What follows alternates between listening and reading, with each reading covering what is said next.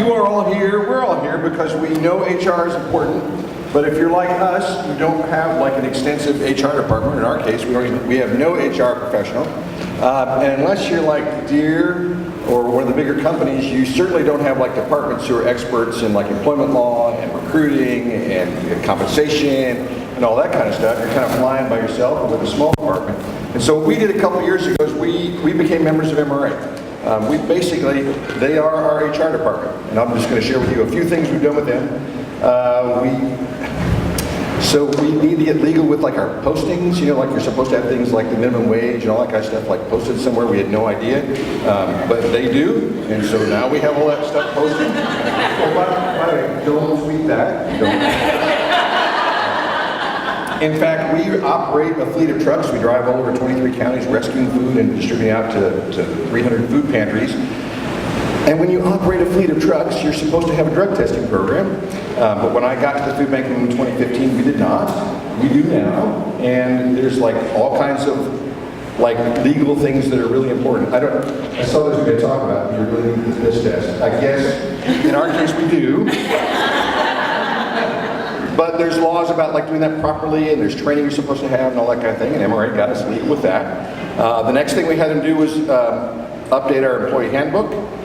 There's two things you want with an employee handbook. You want to be legal with all the laws, and there are lots of like little laws that like, who knew like in Iowa, it is literally the state law that you must offer Veterans Day off.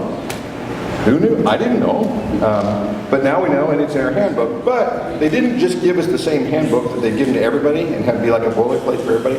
They talked to us and they tried to understand our culture and our organization and what we're about. And we're not very rigid. We want to follow the law wherever it's required. And everywhere else we want to be a little bit flexible. And so they wrote us policies that are flexible.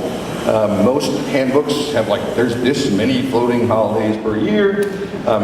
We have however many we want. We look at the calendar, we decide kind of what fits the schedule, and this year we might have one, and the next year we might have three or whatever. So they wrote us policies that kind of fit our culture. They help us with recruiting.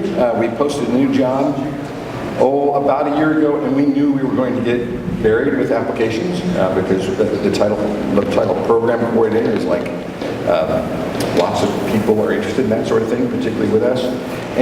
But no one on our staff had time to like screen that many applications, and so we asked MRA to help us do that. And they did all the screening, they narrowed it down to finalists, and then we interviewed the finalists, and I'm really happy with where we ended up.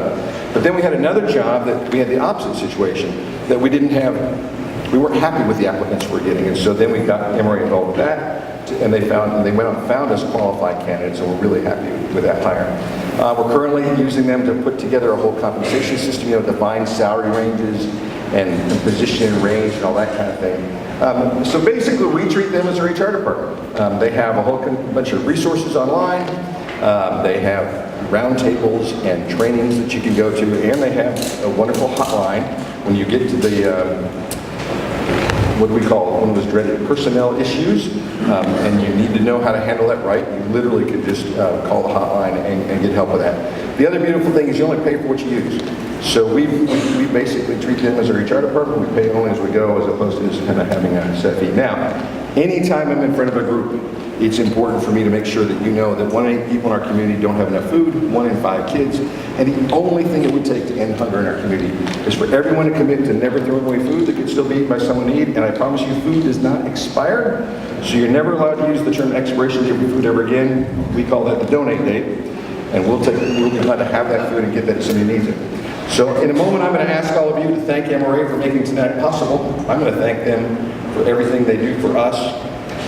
And if any of this sounds of interest to you, I'll be around after to answer any questions. There are plenty of MRA people around who would be glad to talk to you. So please thank MRA for tonight.